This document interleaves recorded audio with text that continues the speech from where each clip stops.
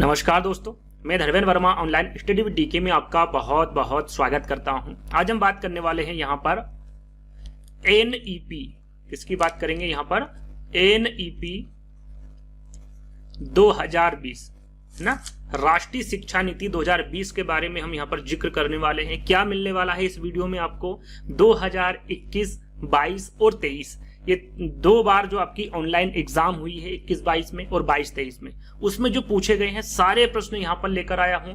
Total 52 प्रश्न पूछे गए हैं, साथ में 15 प्रश्न यहां पर वन लाइनर रखे। टोटल लगभग आपको यहां पर 70 प्रश्न मिलने वाले हैं एनईपी 2020 के। यदि आपने ये वीडियो कंप्लीट वॉच कर लिया तो आपके 4 से 5 नंबर कहीं नहीं गए, क्योंकि सारे विषय में ये प्रश्न पूछे जाते हैं। और इस वीडियो में आपका बाल विकास हो गया है ना, पर्यावरण हो गया, गणित हो गया, हिंदी हो गया, इन सभी में जो एनईपी 2020 के प्रश्न हैं, यानी सारी सब्जेक्ट के प्रश्न यहां पर इस वीडियो के माध्यम से आपको मिलने वाले हैं। तो स्किप नहीं करना है, वीडियो को पूरा देखना है और अंत में हमें जरूर बताना है कि आज का जो वीडियो है वो आपको कैसा लगा। चलते हैं, शुरुआत करते हैं। शुरुआत करने से पहले थोड़ी सी जानकारी आपको दे देता हूं एनईपी 2020 के बारे में। सबसे पहले पूछे कि सबसे पहले जो शिक्षा नीति आई थी वो कब आई थी, तो आई थी 1968 में। कब आई थी? 1968 में। दूसरी बार कब आई थी? 1986 में। 1992 में संशोधन हुआ था, है ना। 1992 में क्या हुआ था? संशोधन हुआ था। अभी तक 2 नीतियां आई थी, उसके बाद जो नीति आई थी 2020 में, जो अभी प्रेजेंट में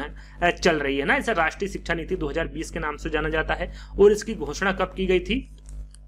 तो इसकी घोषणा की गई थी 29 जुलाई 2020 को। कब की गई थी? 29 जुलाई 2020 को। इसके पहले जो पैटर्न चल रहा था आप सभी को पता है, आपने एग्जाम में भी दी होगी, 10x2, यानी कि जो स्कूली का जो समय था, स्कूल का जो समय था वो आप 12 साल देते थे स्कूल में, है ना। लेकिन अब क्या कर दिया गया? पैटर्न बदल दिया गया। पैटर्न क्या है? 5, 3, 3, 4। टोटल क्या रहेगा आपका? 15 साल। पहले 12 साल के लिए आप स्कूल जाते थे, अब 15 साल के लिए जाना पड़ेगा। जो आपके यहाँ पर 3 साल बढ़ाए हैं वो आपके शुरुआती समय बढ़ाया हुआ है ना। यानी कि पहले 6 वर्ष की उम्र में आप स्कूल में यानी कि क्लास में जा सकते थे, लेकिन अब जो आंगनवाड़ी हो गई आपकी, है ना, जो 3 साल बढ़ाए हैं वो इस प्रकार समझिए कि आपको 3 साल कहां पर जाना पड़ेगा आपका, जैसे कि आंगनवाड़ी हो गई, है ना। आंगनवाड़ी के बाद में बाल वाटिका हो गई, आपका प्री स्कूल, ये सारी चीजें वो 3 साल में ऐड कर दिए गए। इसलिए 12 साल से कितना साल हो गया है?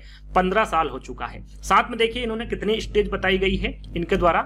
तो इनके द्वारा जो स्टेज बताई गई है वो 4 स्टेज जो बताई गई है, ये वाली, इनको क्या कहा जाता है ना, इसके बारे में आपको पता होना चाहिए। देखिए 5 वर्ष की जो शिक्षा है ये वाली, इसको क्या कहा जाएगा? याद रखिएगा, इंपोर्टेंट है, फाउंडेशन स्टेज। क्या कहते हैं इसको?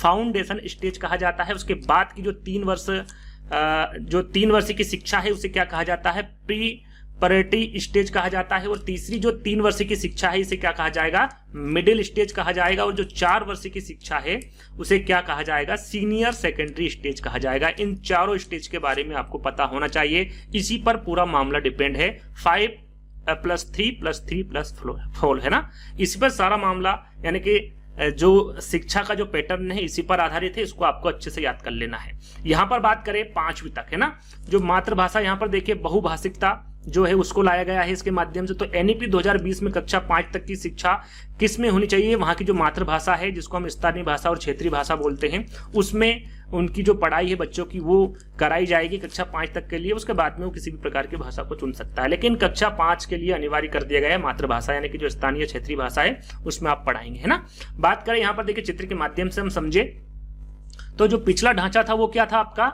10+2, यानी कि 6 से 16 वर्ष आपका 10 था, और उसके बाद में 2 आपका 16 से 18 वर्ष की उम्र में था, यानी कि 10+2 यानी कि 12 वर्ष, है ना। अब क्या कर दिया गया है यहाँ पर देखिए फाउंडेशनल स्टेज, जो यहाँ पर 3 ईयर जो पहले के टोटल 5 है, लेकिन इसको भी 2 भागों में बांटा गया है। ये आपका आंगनवाड़ी हो गया, प्री स्कूल या फिर बाल वाटिका, है ना। इसमें आपको 3 साल बिताना पड़ेंगे। उसके बाद में आपका जो 2 साल रहेगा फर्स्ट और सेकंड के लिए रहेगा। एज आपकी 6 से 8 रहेगी, है ना। उसके बाद में जो 3 है वो कक्षा 3 से 5 तक का रहेगा। तीसरी जो दूसरे नंबर पर आपका आता है प्री पैरेटी स्टेज, है ना, ये कक्षा 3 से 5 तक की रहेगी। 8 से 11 आपका फिर आ गया 3, है ना, इसको क्या कहते हैं? मिडिल स्टेज, है ना। इसमें आपकी क्लास कौन सी रहेगी? 6 से 8 तक रहेगी, 3 वर्ष तक रहेगी। ये भी 3 वर्ष तक है, ये 6 से 8 रहेगी। एज आपकी 11 से 14 रहेगी। जो चौथी स्टेज है वो उसमें आपको 4 साल कंप्लीट करने होंगे, जिसमें 9 से 12, और एज आपकी होगी 14 से 18, है ना।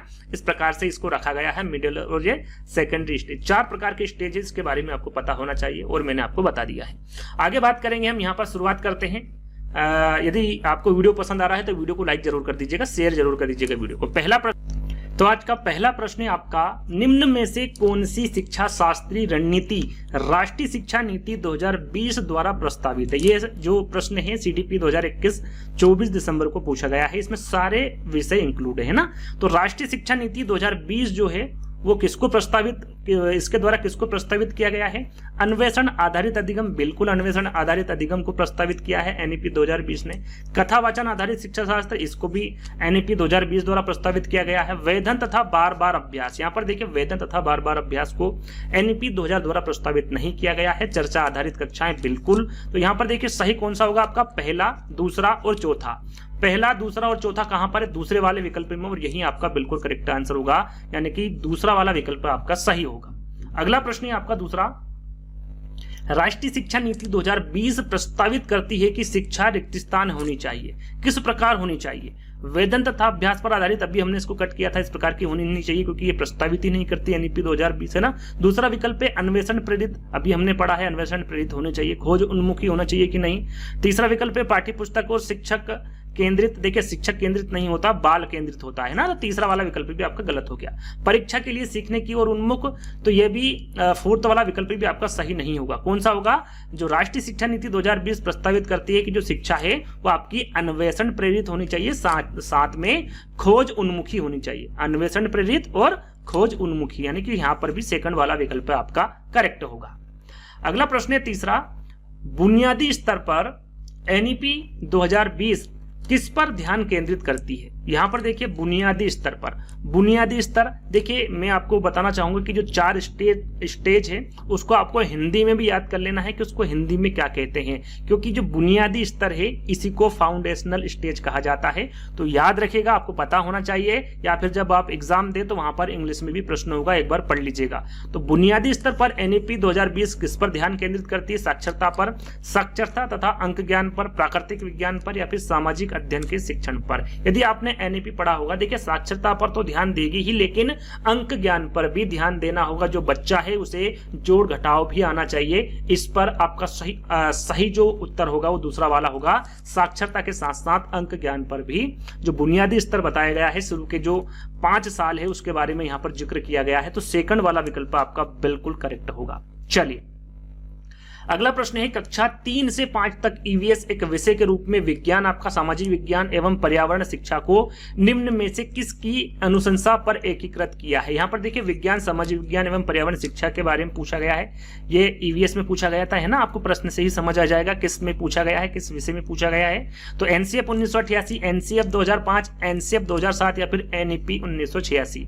तो यहाँ पर आपका करेक्ट आंसर क्या होगा? देखिए सही आंसर होगा आपका NEP 2005। इंपोर्टेंट प्रश्न था इसलिए रखा है, तो याद रखिएगा NCF 2005 आपका करेक्ट आंसर होगा। इसमें विज्ञान, सामाजिक विज्ञान एवं पर्यावरण शिक्षा को अनुशंसा पर एकीकृत करता है NCF 2005। अगला प्रश्न है आपका, राष्ट्रीय शिक्षा नीति 2020 के अनुसार रिक्त स्थान का प्रयोग रिक्त स्थान को प्रोत्साहित करने के लिए करना चाहिए। किसका प्रयोग करना चाहिए? तो यहां पर देखिए कंठस्थीकरण, प्रत्यास्मरण, तो कंठस्थीकरण तो होगा नहीं, है ना, कंठस्थीकरण नहीं होगा, है ना। अनुभव जनित अधिगम, समालोचनात्मक चिंतन, या फिर अनुभव जनित अधिगम प्रत्यास्मरण। यहां पर 5वें का सही आंसर क्या होगा? देखिए 5वें का होगा कंठस्थीकरण हमें नहीं करना है, हमें अनुभव प्राप्त करना है। क्या करना है? या फिर अनुभव देना है। तो राष्ट्रीय शिक्षा नीति 2020 के अनुसार जो होगा अनुभव जनित अधिगम होगा, साथ में इसका प्रयोग समालोचनात्मक चिंतन को प्रोत्साहित करने के लिए करना चाहिए। तो यहाँ पर जो तीसरा वाला विकल्प होगा वो आपका बिल्कुल करेक्ट होगा। कंठस्थीकरण जहां पर आ जाए, है ना, रटना जहां पर आ जाए, ये चीजें आपकी NEP 2020 में बिल्कुल नहीं होगी, ना, ये नेगेटिव में चला जाएगा। तो तीसरा वाला विकल्प आपका बिल्कुल करेक्ट होगा। अगला प्रश्न है आपका छठा, राष्ट्रीय शिक्षा नीति 2020 में निम्नलिखित में से कौन सा प्रावधान नहीं सुझाया गया है? देखिए यहाँ पर नेगेटिव प्रश्न पूछा गया है, प्रश्न को हमेशा ध्यान से पढ़ना है ना। NEP 2020 में क्या नहीं सुझाया गया है इसके बारे में आपको बताना है। प्रत्येक विद्यार्थी की विशिष्ट क्षमताओं को पहचानना और बढ़ावा देना महत्वपूर्ण, बिल्कुल सही है। जो प्रत्येक विद्यार्थी की जो विशिष्ट क्षमताएं होती है उनको पहचानना और उसको बढ़ावा देना महत्वपूर्ण है NEP 2020 के अनुसार। दूसरा विकल्प है आपका रट्टा मारकर सीखने और परीक्षा के लिए सीखने की बजाय, है ना, क्या लिखा है, इसकी बजाय संप्रत्यात्मक समझ पर बल देना चाहिए। बिल्कुल सही है दूसरा वाला विकल्प भी। यहाँ पर नेगेटिव विकल्प को हमें ढूंढना है, यानी कि दो विकल्प आपके सही है, लेकिन यहाँ पर ये सही नहीं माना जाएगा क्योंकि नेगेटिव यहाँ पर विकल्प पूछा गया है। तीसरा विकल्प है सृजनात्मकता पर पर्याप्त ध्यान देना चाहिए और तार्किक निर्णय करने और नवाचारित के प्रोत्साहन करने के लिए विवेचनात्मक चिंतन को बढ़ावा देना चाहिए। तो तीसरा वाला विकल्प भी आपका बिल्कुल करेक्ट होगा। फोर्थ विकल्प देखते हैं, बच्चों में अनुपालन को बढ़ावा देने के लिए अध्यापक को इनाम और दंड को इस्तेमाल करना चाहिए। तो इनाम और दंड का इस्तेमाल इसमें नहीं सुझाया गया है, इसमें प्रावधान ही नहीं है। तो फोर्थ वाला विकल्प आपका यहाँ पर करेक्ट होगा क्योंकि नेगेटिव प्रश्न पूछा गया है, तो करेक्ट आपका फोर्थ वाला होगा, है ना। अगला प्रश्न आपका, नई शिक्षा नीति 2020 के अनुसार प्राथमिक कक्षाओं, यानी कि प्राथमिक कक्षा में कौन सी कक्षा बता रहा है ये, कक्षा 1 से 5 के लिए निम्न में से क्या स्तर होगा। ये प्रश्न देखिए, इसी प्रकार के प्रश्न सीटेट एग्जाम में पूछे गए, तो आपको पता होना चाहिए। मैंने 4 स्टेज आपको बताई थी, है ना, उसको हिंदी में और इंग्लिश में दोनों में आपको पता होना चाहिए। स्टेज क्या थी, 5 + 3 + 3 + 4, है ना। तो ये वाली जो स्टेज है वो कितने से कितने वर्ष तक की होती है, यानी कि आप यहां पर कक्षा के बारे में जाने तो 1 से 3, है ना, और 3 से 5 वाली ये वाली कक्षा होगी आपकी, ये वाली आपकी 5 से 8 होगी, है ना, और ये वाली आपकी होगी 8 से 12। तो यहां पर आप देख सकते हैं, देखिए ये वाली 1 से 5 तक पूछा गया है, यानी कि 5 और 3 के बारे में पूछा गया है। तो 5 यानी कि पहली जो स्टेज है वो कौन सी है आपकी, बुनियादी स्तर। कौन सी है, बुनियादी स्तर, जिसे क्या कहा जाता है, फाउंडेशनल स्टेज भी कहा जाता है इंग्लिश में। अब बात करें दूसरी स्टेज, इसे क्या कहा जाता है, तो इसे कहा जाता है आरंभिक स्तर, हिंदी में, है ना, क्या कहा जाता है, आरंभिक स्तर। याद रखिएगा, हिंदी में काफी इंपोर्टेंट इस प्रकार के प्रश्न पूछे जाते हैं, और इंग्लिश में से कहते हैं प्रीपेरेटरी स्टेज, है ना, इंग्लिश में भी आपको पता होना चाहिए। तो 1 से 5 तक पूछा गया है, यानी कि आपका आरंभिक स्तर होगा और बुनियादी स्तर। ए और सी आपका बिल्कुल करेक्ट आंसर होगा। जो मध्य स्तर होता है वो आपका होता है 5 से 8 तक, है ना, और इसे क्या कहते हैं, मिडिल स्तर कहा जाता है, मिडिल स्टेज कहा जाता है। और 8 से 12 वर्ष तक की जो होती है वो सेकेंडरी स्टेज होती है, सबसे लास्ट वाली जो 4 वर्ष तक की रहती है ना। तो आपको इन स्टेजों के बारे में पता होना चाहिए। इस प्रकार के प्रश्न आपसे आगे भी पूछे जा सकते हैं और पूछे ही गए हैं, है ना। तो यहां पर सही आंसर क्या होगा आपका, ए और सी। 1 से 5 तक पूछा गया है तो ए और सी आपका बिल्कुल करेक्ट होता। यदि 1 से 8 तक पूछता तो ए, बी और सी तीनों करेक्ट होते, लेकिन 1 से 5 तक पूछा गया है तो तीसरा आपका बिल्कुल करेक्ट होगा। अगला प्रश्न है, राष्ट्रीय शिक्षा नीति 2020 के अनुसार शिक्षा को केवल पूर्व निर्धारित विषय वस्तु पर केंद्रित होना, समस्या समाधान पर केंद्रित होना चाहिए, अधिगमकर्ता में समालोचनात्मक चिंतन का विकास करना होगा, अन्वेषण निर्धारण और खोज आधारित होना चाहिए। जो एनईपी 2020 है वो शिक्षा किसके अनुसार होनी चाहिए, इसके बारे में पूछा गया है। कूट में आपको आंसर भी देना है।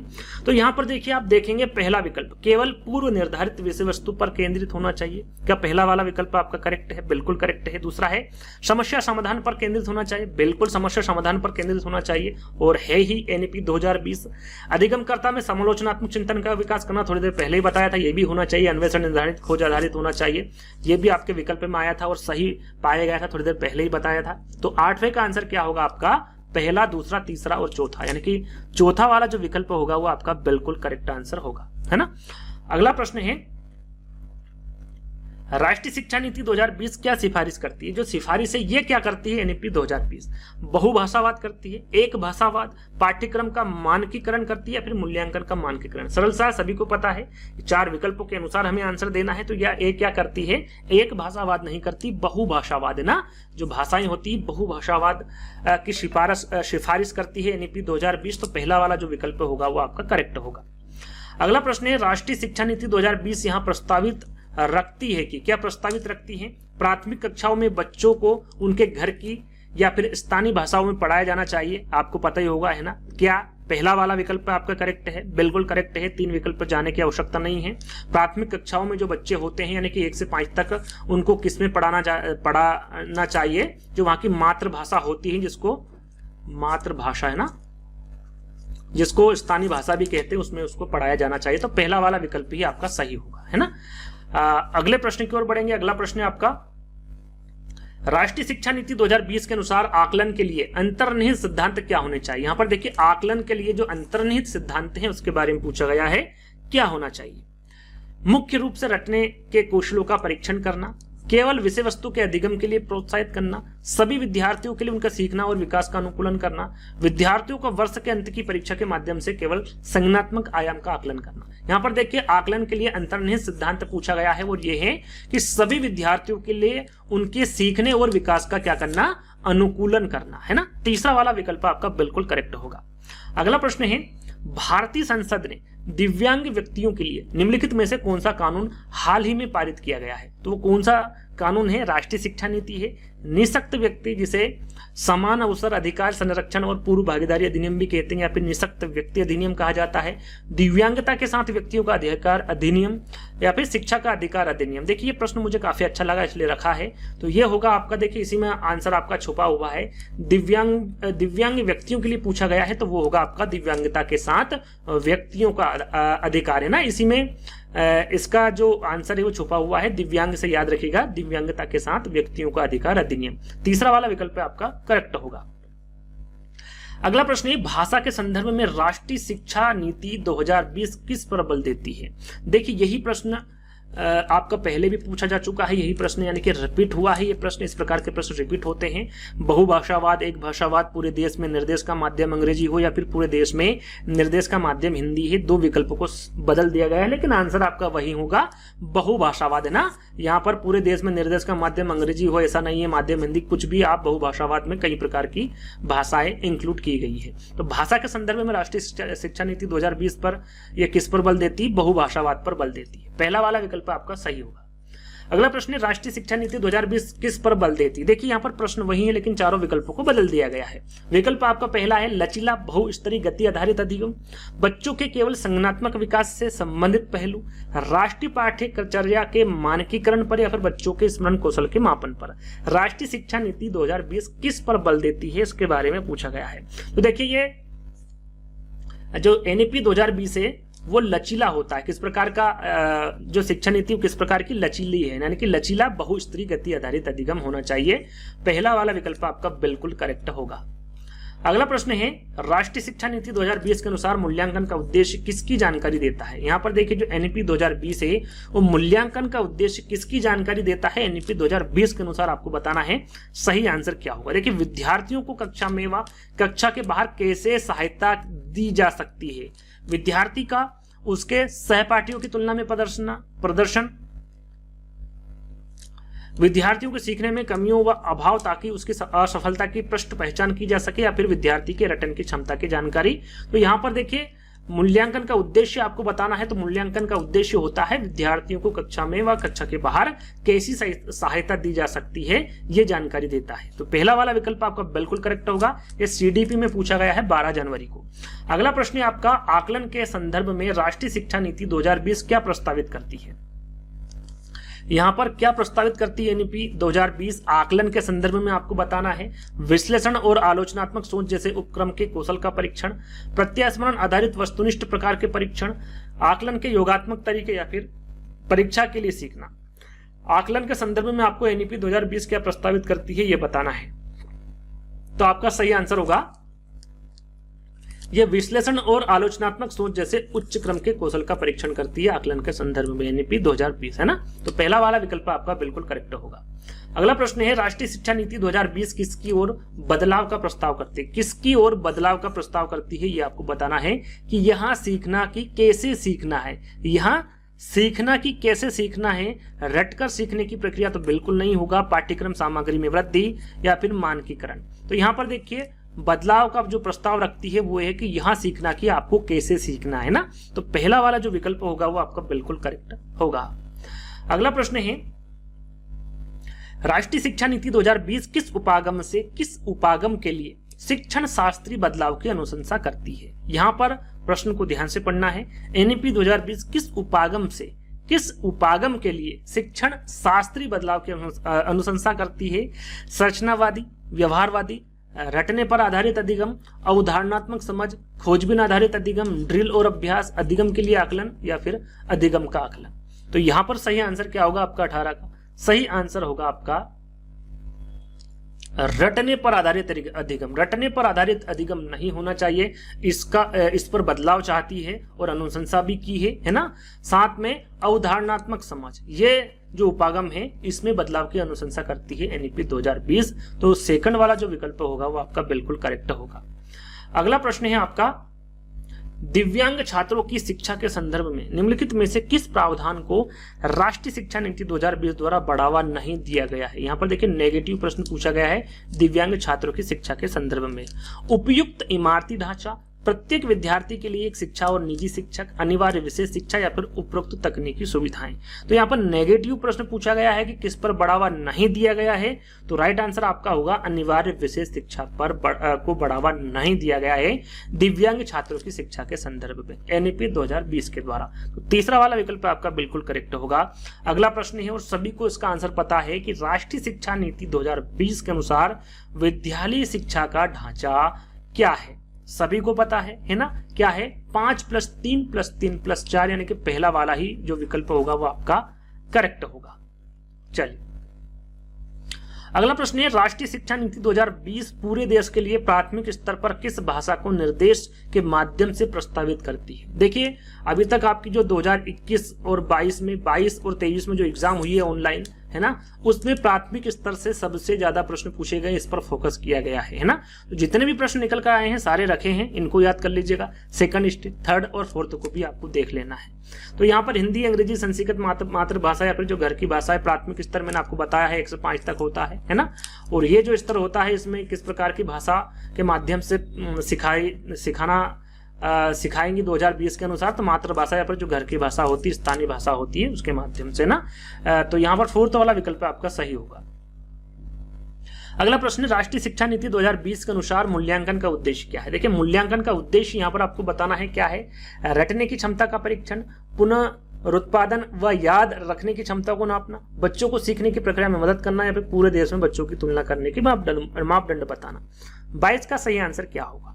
देखिए यहाँ पर प्रश्न वही पूछे जा रहे हैं है ना, लेकिन जो विकल्प है उसको थोड़ा सा बदल दिया जा रहा है। तो यहाँ पर एनईपी 2020 के अनुसार जो मूल्यांकन का उद्देश्य है वो बच्चों को सीखने की प्रक्रिया में मदद करना है, ना कि रटने की क्षमता का परीक्षण करना है। क्या है, बच्चों को सीखने की प्रक्रिया में मदद करना है। तो तीसरा वाला विकल्प आपका बिल्कुल करेक्ट होगा। अगला प्रश्न है, राष्ट्रीय शिक्षा नीति 2020 प्रस्तावित करती है कि मूल्यांकन शैक्षणिक वर्ष में एक बार ली जाने वाली औपचारिक परीक्षाओं के माध्यम से किया जाना चाहिए, एक निश्चित अवधि में बच्चे की प्रगति का पता लगाने के लिए महत्वपूर्ण है, सभी शैक्षिक गतिविधियों का केंद्र होना चाहिए, या फिर योग्यता, यहाँ पर योग्यता लिखा हुआ है ना, ध्यान दीजिएगा, योग्यता के क्रम में बच्चों को रैंक देने के लिए महत्वपूर्ण है। यहाँ पर एनईपी 2020 जो मूल्यांकन है किसको प्रस्तावित करती है मूल्यांकन में, इसके बारे में आपको बताना है।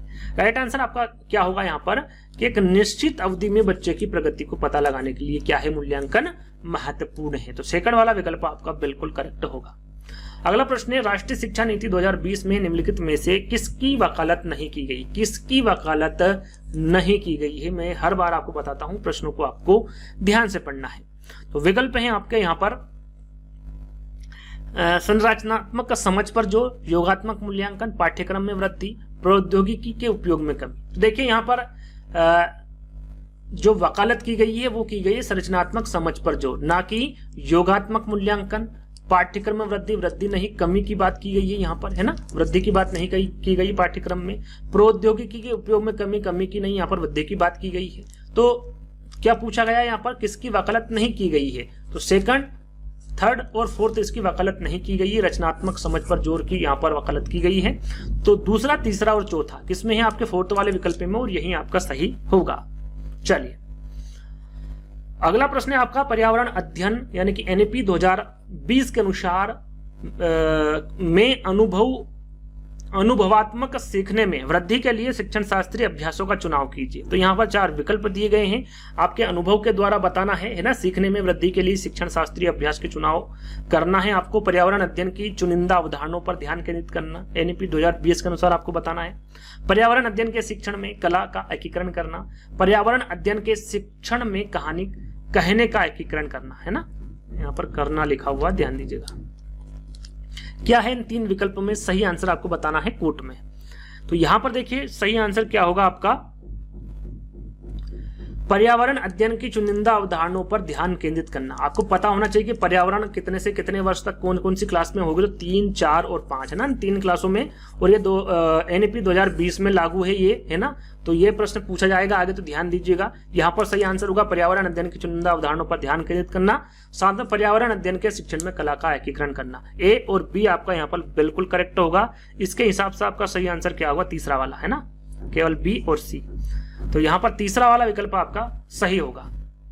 अगला प्रश्न है, निम्नलिखित में से कौन सा स्कूलों की पाठचर्या में शिक्षा शास्त्र के लिए राष्ट्रीय शिक्षा नीति NEP 2020 की प्रस्तावना का निरूपण करता है। यहाँ पर देखिए क्या करता है, सभी को पता है, 4 विकल्प यहाँ पर दिए हुए हैं। तो 26 का सही आंसर क्या होगा, मैं यहाँ पर बता दूं आपको कि ये जो प्रश्न पूछे गए हैं ये 2023 के है ना। 2021-22 के समाप्त हो चुके हैं प्रश्न, 25 प्रश्न पूछे गए थे। अब यहाँ पर 22-23 में जो आपके एग्जाम हुई, लेटेस्ट जो ऑनलाइन एग्जाम अभी हुई थी, उसके प्रश्न यहाँ से आपके चालू हो चुके हैं, है ना। तो आपको ये 4 विकल्प पढ़ना है, कूट में आपको आंसर देना है कि सही आंसर क्या होगा। 26 का सही आंसर क्या होगा, तो यहाँ पर देखिए अधिगम समग्र और एकीकृत होना चाहिए। तो यहाँ पर बिल्कुल सही है, जो अधिगम हो कैसा होना चाहिए, समग्र और एकीकृत होना चाहिए। साथ में दूसरा विकल्प देखते हैं, 5-3-3-4 के नई डिजाइन में स्कूल पाठ्यक्रम और शिक्षण शास्त्र को पुनर्गठित करना, बिल्कुल सही है, B वाला 5-3-3-4 के ही हिसाब से पुनर्गठित किया गया है NEP 2020। तीसरा विकल्प 5-3-3-3, तो ये 5-3-3-3 नहीं, यहाँ पर क्या होना चाहिए, 4, यानी कि तीसरा वाला विकल्प आपका गलत होगा। फाउंडेशनल स्टेज में औपचारिक पाठ्यपुस्तकों के अधिगम सम्मिलित होना चाहिए, तो औपचारिक पाठ्यपुस्तकों से अधिगम सम्मिलित नहीं होना चाहिए, 4th वाला विकल्प आपका गलत हो गया। सही क्या है, सिर्फ A और B। तो A और B कहां पर हम देख लेते हैं इसमें विकल्प में, A और B आपके दूसरे वाले विकल्प में है, और यही आपका बिल्कुल करेक्ट आंसर होगा, है ना। अगले प्रश्न की ओर, अगला प्रश्न है आपका, राष्ट्रीय शिक्षा नीति 2020 के अनुसार एक शिक्षक को शिक्षण अधिगम प्रक्रिया के दौरान प्राइमरी स्कूल के बारे में पूछा गया है कि इनमें जो बच्चे होते हैं वो संप्रेषण के लिए किस भाषा का प्रयोग करना चाहिए, इनको समझाने के लिए, इनको सिखाने के लिए, केवल क्षेत्रीय भाषा का, केवल हिंदी भाषा का, केवल अंग्रेजी भाषा का, या फिर बच्चों की मातृभाषा का। तो यहाँ पर जो बच्चों की मातृभाषा जो स्थानीय भाषा है उसका प्रयोग करना चाहिए, यानी कि D वाला विकल्प आपका बिल्कुल करेक्ट है। और ये कब से कब तक चलेगी, 1 से 5 तक, है ना। उसके बाद भी इंक्लूड है, लेकिन वो उनकी मनपसंद चॉइस है, लेकिन 5 तक तो होनी ही चाहिए बच्चों की मातृभाषा के अनुसार शिक्षा, है ना। तो 4th वाला विकल्प आपका बिल्कुल करेक्ट होगा। अगला प्रश्न है, राष्ट्रीय शिक्षा नीति NEP 2020 के अनुसार निम्नलिखित में से कौन सी सीखने या फिर अधिगम के लिए एक अत्यावश्यक और अनिवार्य पूर्वापेक्षा है। क्या है, खेल और शारीरिक स्वास्थ्य है, बुनियादी साक्षरता एवं संख्या ज्ञान है, गणन कौशल विकसित करना है, सभी के लिए शिक्षा है। क्या है, NEP 2020 के अनुसार सीखने या फिर अधिगम के लिए एक अत्यावश्यक अनिवार्य विकल्प को आपको चुनना है, क्या है। तो यहां पर आपका सही आंसर क्या होगा, देखिए यहां पर सही आंसर होगा आपका बुनियादी साक्षरता एवं संख्या ज्ञान। ये अनिवार्य रूप से, यानी कि अति आवश्यक है, जो 1 से 5 तक का बच्चा है इसमें आपको बुनियादी साक्षरता भी देना, साथ में जो संख्या ज्ञान होता है, जोड़ घटाव वाली जो चीजें हैं, ये अति आवश्यक कर दिया गया है, अनिवार्य कर दिया गया है। तो B वाला विकल्प आपका बिल्कुल करेक्ट आंसर होगा। चलिए अगला प्रश्न है, 3 से 9 वर्ष वाले आयु समूह के लिए राष्ट्रीय शिक्षा नीति 2020 के किस शिक्षण शास्त्रीय उपागम पर अधिक बल और ध्यान केंद्रित किया है। घटना आधारित शिक्षण शास्त्र, भिन्न भिन्न पाठ्यचर्या विषयों में आवाजाही संबंधित उपागम, खिलौना आधारित शिक्षण शास्त्र, या फिर विशिष्ट निर्देशात्मक अभ्यास शिक्षण। 3 से 9 वर्ष वाले आयु समूह के लिए बताना है कि NEP 2020 ने किस शिक्षण शास्त्रीय उपागम पर अधिक बल और ध्यान केंद्रित किया है।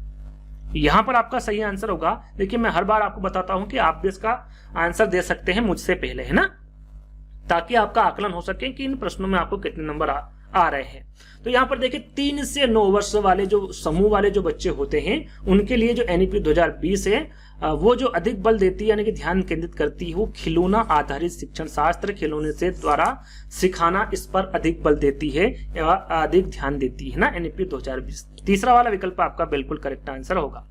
अगला प्रश्न है आपका, राष्ट्रीय शिक्षा नीति 2020 बहुत पुरजोर तरीके से 3 माह की स्कूली तैयारी की मॉड्यूल की अनुशंसा करती है। कितने माह की, 3 माह की स्कूली तैयारी के मॉड्यूल की अनुशंसा करती है, जिससे कि बच्चे रिक्त स्थान स्तर में पढ़ने के लिए तैयार हो जाए। कौन से स्तर में, पूर्व विद्यालय में, बाल वाटिका में, ग्रेड 1 में या फिर ग्रेड 2 में। तो राइट आंसर क्या होगा, जिसमें कि बच्चे ग्रेड 1 में, किसमें, ग्रेड 1 में जो बच्चे हैं ये ग्रेड 1 स्तर में पढ़ने के लिए तैयार हो सके। यहाँ पर जो तीसरा वाला विकल्प होगा वो आपका बिल्कुल सही आंसर होगा।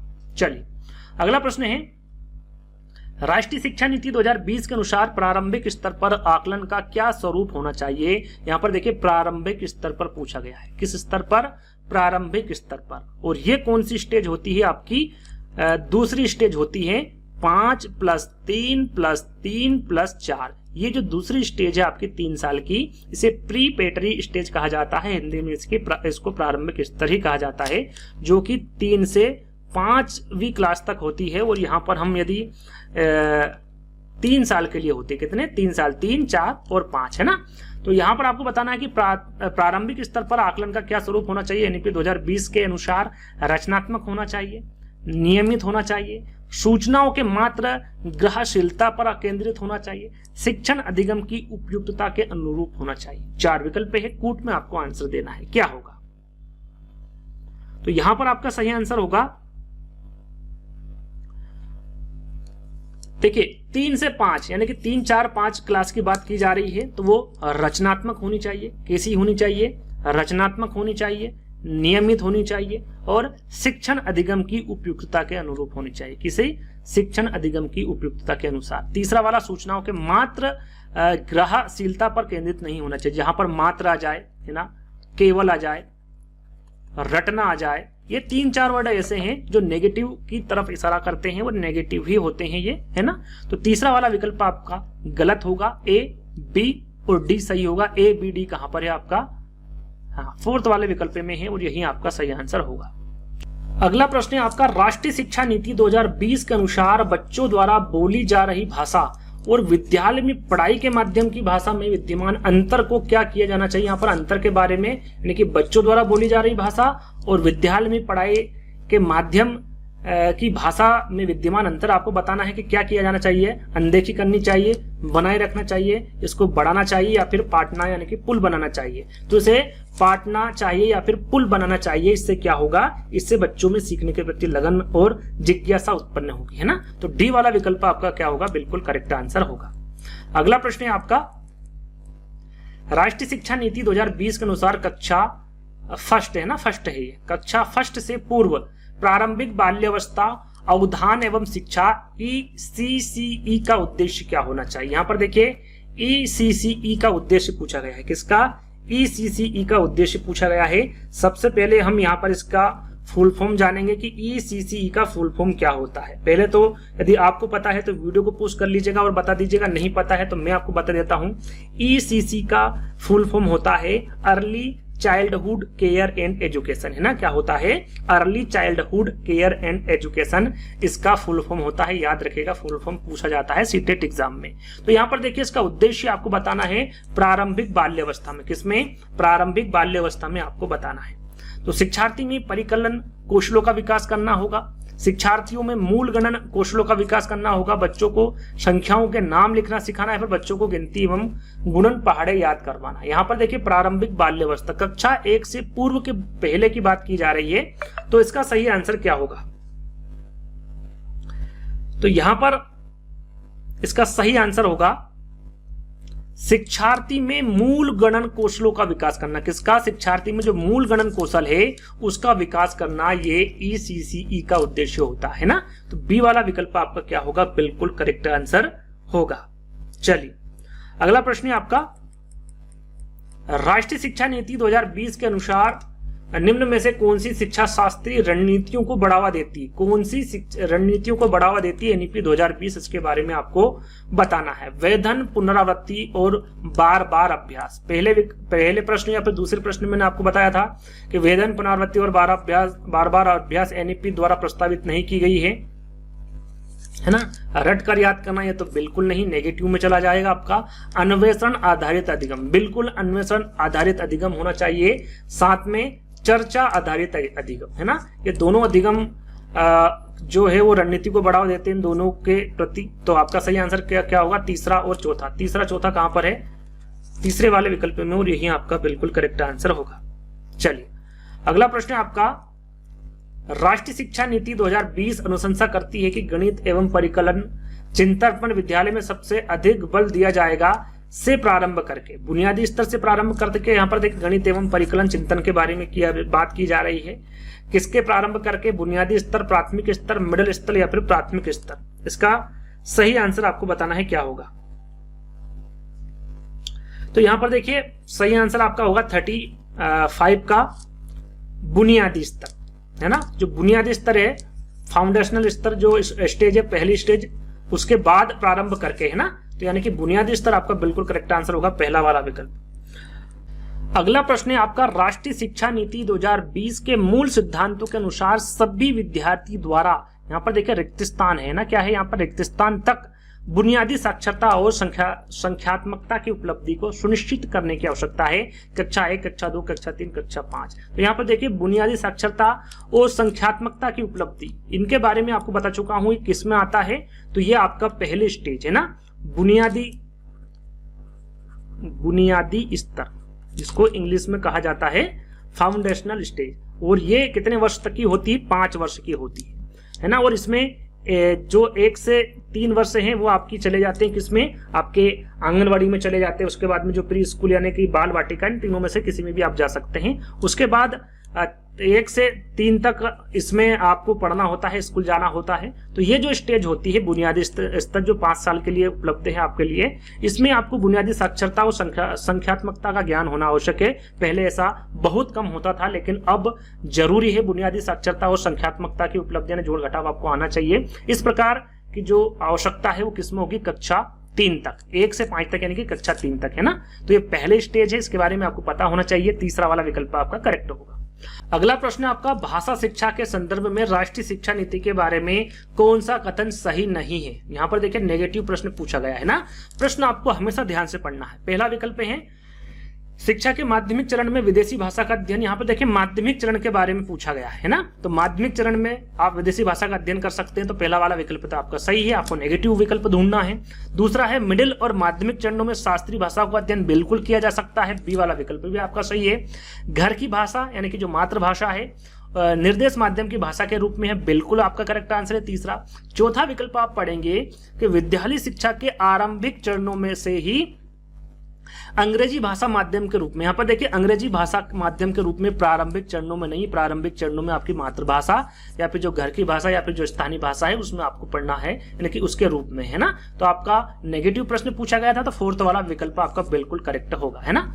अगला प्रश्न है, राष्ट्रीय शिक्षा नीति 2020 विशेष बल देती, किस पर विशेष बल देती है? विश्व स्तरीय आधारभूत संरचनाओं के विकास पर, रोजगार देने के प्रबंध पर, मुफ्त शिक्षा देने के प्रबंध पर, या फिर प्रत्येक बच्चे की सृजनात्मक क्षमता के विकास पर।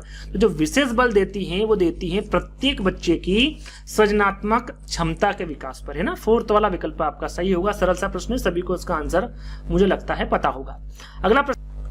अगला प्रश्न है आपका, राष्ट्रीय शिक्षा नीति 2020 द्वारा बुनियादी चरण की अवधि क्या है? यहाँ पर देखो आपको कंफ्यूज नहीं होना है ना, धोखा नहीं खाना। यहाँ पर अवधि पूछा गया है, यानी कि वर्ष पूछा गया है। यहाँ पर आपसे कक्षा नहीं पूछी गई। कक्षा पूछे तो आपकी 1 से 3 होगी, यानी कि 3 वर्ष पर, तीसरी कक्षा पर आपको टिक करना है, लेकिन यहाँ पर अवधि पूछी गई है। तो पहली अवधि जो है बुनियादी चरण की है वो कितनी है? 5 है। दूसरी क्या है आपकी? 3 है।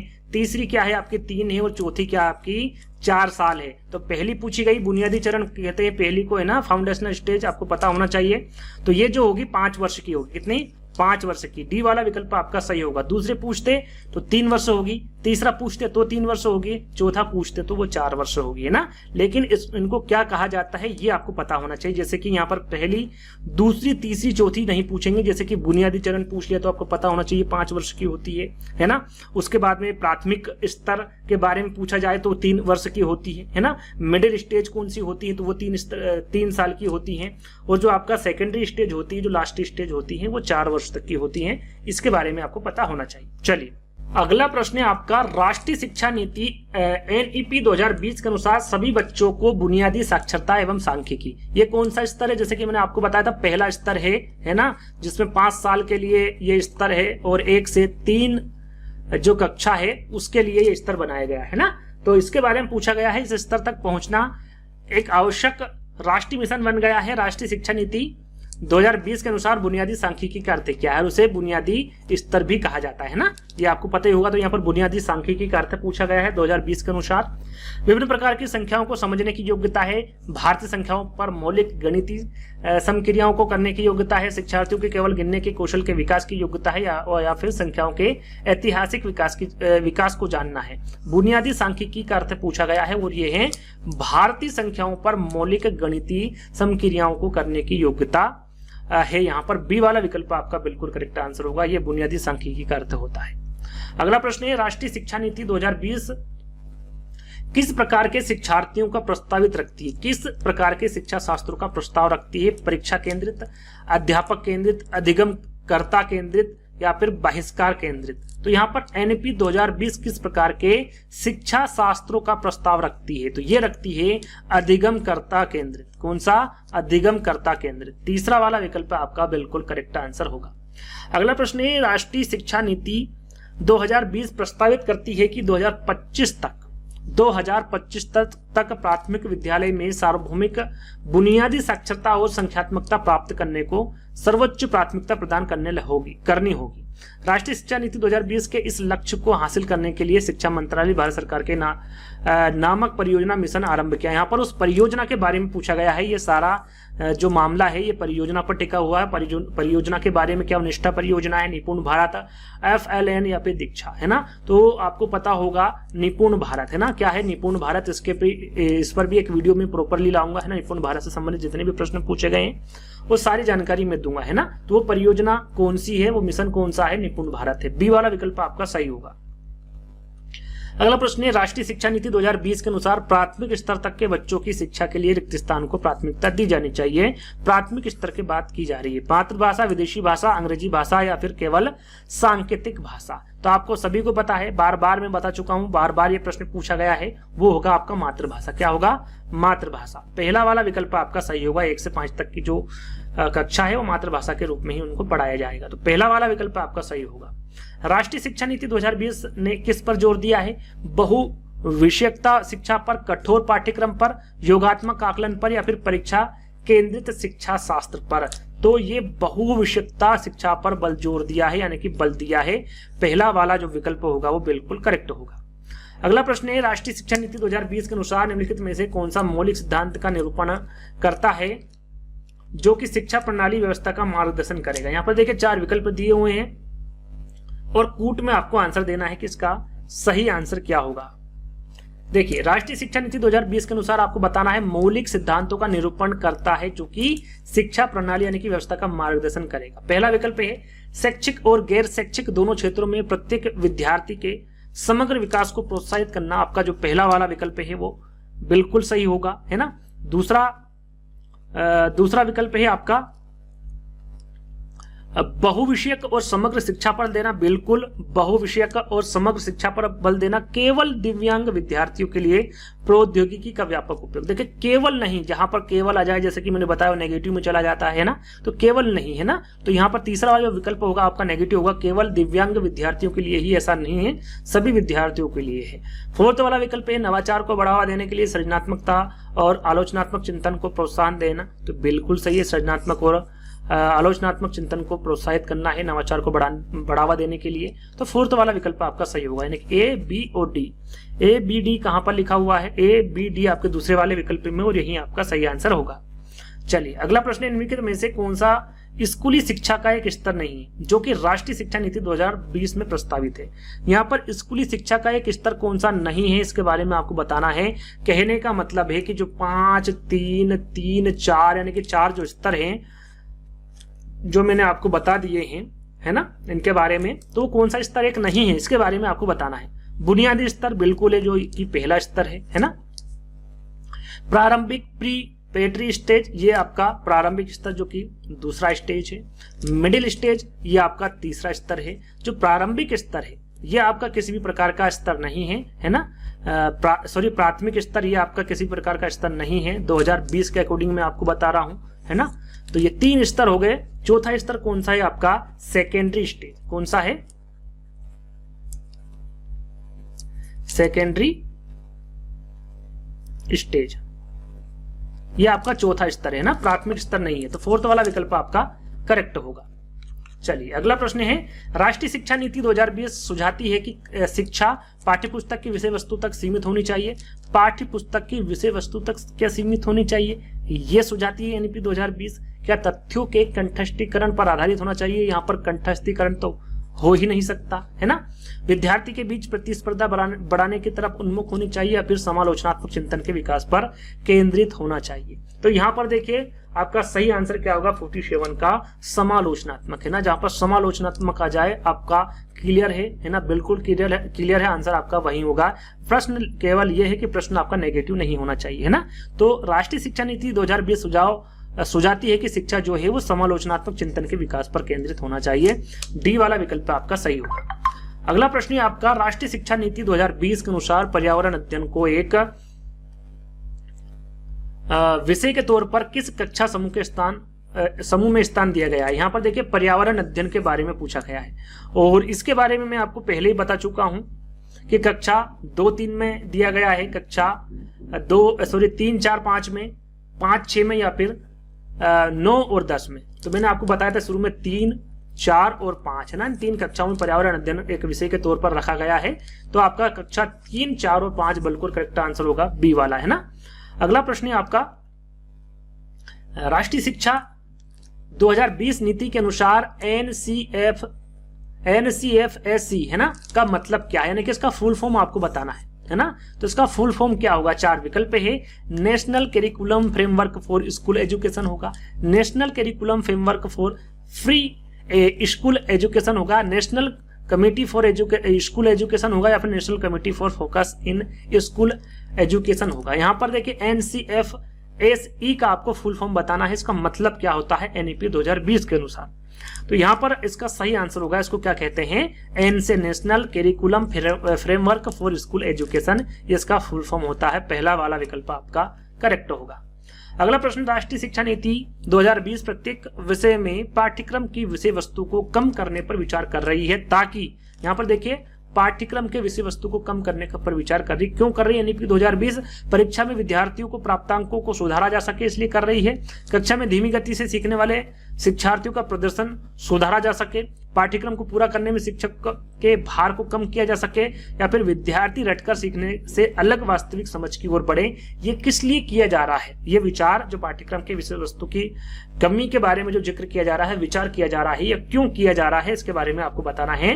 क्योंकि जो बच्चा है वो रटकर ना है ना, कम रहेगा विषय वस्तु यानी पाठ्यक्रम, तो क्या है उसका सोच समझ कर पड़ेगा। तो यहाँ पर विद्यार्थी रटकर सीखने से अलग वास्तविक समझ की ओर बढ़े, इसलिए जो पाठ्यक्रम है जो विषय वस्तु है उसको कम करने पर विचार कर रही है। तो फोर्थ वाला विकल्प आपका सही होगा। अगला प्रश्न है, राष्ट्रीय शिक्षा नीति 2020 अधिगम के कौन से तरीके पर बल देती है। यहाँ पर अनुभवात्मक अधिगम, डिजिटल अधिगम, वैज्ञानिक अधिगम और करके सीखना। तो यहाँ पर देखिए जो अनुभव द्वारा सीखता है उस पर भी बल देती है, डिजिटल आपका हो गया सही, वैज्ञानिक हो गया, करके सीखना, यानी कि पहला, दूसरा, तीसरा, चौथा बिल्कुल करेक्ट आंसर होगा, डी वाला विकल्प। अगला प्रश्न है आपका, राष्ट्र और बच्चों के श्रेष्ठ संभव भविष्य को सुनिश्चित करने के लिए राष्ट्रीय शिक्षा नीति एनईपी 2020 के अनुसार शिक्षक की अभिप्रेरणा और उनका सशक्तिकरण जरूरी है।